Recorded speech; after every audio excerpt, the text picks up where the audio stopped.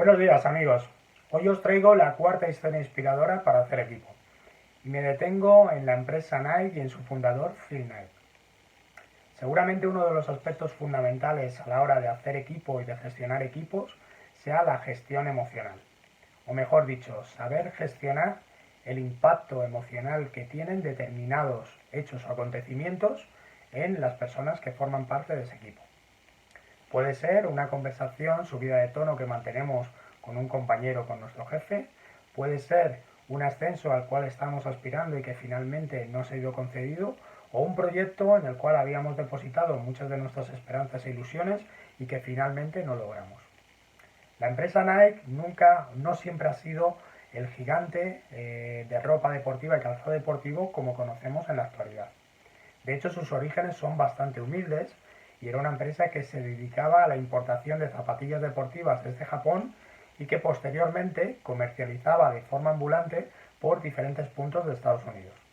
La empresa originariamente se llamaba Blue Ribbon y estaba formada por un equipo muy pequeñito de colaboradores. Este equipo tuvo que hacer frente a situaciones realmente complejas y delicadas y también adversas que pusieron a prueba la viabilidad del proyecto. De hecho, tuvieron problemas económicos con bancos, tuvieron problemas con los proveedores y incluso cuando la empresa empezó a ser ya conocida y había cambiado de nombre y se denominaba Nike, tuvieron un acontecimiento que pudo dar al traste con muchas de sus esperanzas e ilusiones en aquel momento. Phil Knight y su equipo de colaboradores habían llegado a un acuerdo con un atleta que iba a participar en los Juegos Olímpicos de 1976 y tenía pensado correr la maratón con unas zapatillas y lucir su logo. Sin embargo, en el último momento este atleta decidió cambiar y obviamente corrió la maratón, pero no con las zapatillas de Nike. Os podéis imaginar el impacto emocional que ese hecho tuvo en Phil Knight y en su equipo. De hecho, había una mezcla de enfado, de rabia, pero también de tristeza y de miedo porque habían depositado muchas de sus esperanzas en la publicidad que iban a obtener con la participación en aquellos Juegos Olímpicos.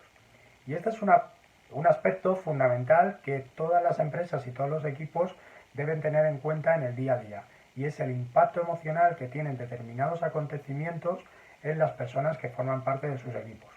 Hablamos de emociones y hablamos de emociones positivas o negativas, y estamos acostumbrados a hacer esta distinción o a catalogarlas en un grupo o en otro, porque las negativas lo que indican es que es una emoción perjudicial para nosotros o porque amenaza nuestra supervivencia o nos crea malestar, y las positivas porque nos permiten mejorar nuestro bienestar. Sin embargo, las emociones no son ni positivas ni negativas. La emoción lo que nos está dando es una información muy valiosa para nosotros que tenemos que saber identificarla y saber qué es lo que quiere decir, es decir, cuál es el significado de eso que estamos sintiendo y de eso que estamos viviendo. Así, por ejemplo, cuando nos referimos a las tres emociones negativas más importantes, el miedo, la ira y la tristeza, realmente no son negativas, sino que nos están indicando algo muy importante para nosotros.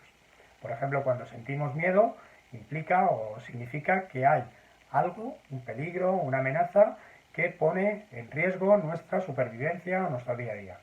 Cuando sentimos la ira, la rabia o el enfado, lo que sentimos o lo que tenemos que darnos cuenta es que hay algo o alguien que ha transgredido nuestros límites, unos límites que no estamos dispuestos a que nadie transgreda. Y cuando sentimos la tristeza, lo que sucede es que hay algo, tenemos un sentimiento de pérdida y necesitamos un espacio y un tiempo para superar esa pérdida. El primer paso para gestionar las emociones de una forma más inteligente, más eficiente, es ser capaces de identificar estas emociones y saber cuál es su significado y qué es lo que nos quiere decir. El segundo paso sería saber modular la intensidad de estas emociones. ¿Qué significa esto? Si nosotros nos quedamos colgados de una emoción que sentimos puntualmente y la mantenemos periódicamente, o por días, o por semanas, o por meses, incluso por años, vamos a estar viviendo estados emocionales negativos. Estos estados emocionales son muy perjudiciales porque nos impiden llevar el día a día de una forma mucho más tranquila, mucho más pacífica o mucho más cordial con otras personas.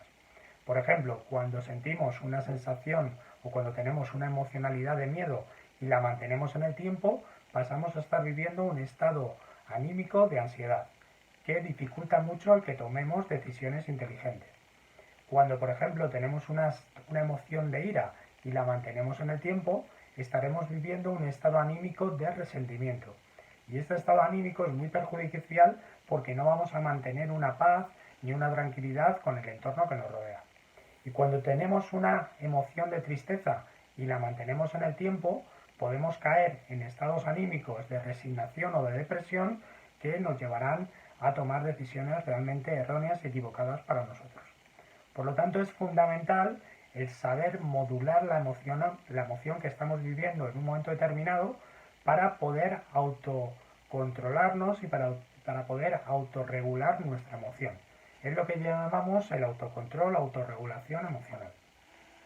Un aspecto fundamental cuando trabajamos con las emociones en los equipos y sobre todo cuando están viviendo momentos complicados y difíciles, como por ejemplo el que podemos estar viviendo en la actualidad, o como el que vivió Phil Knight y su equipo de colaboradores en los orígenes de la empresa Knight, es practicar la cualidad de la resiliencia.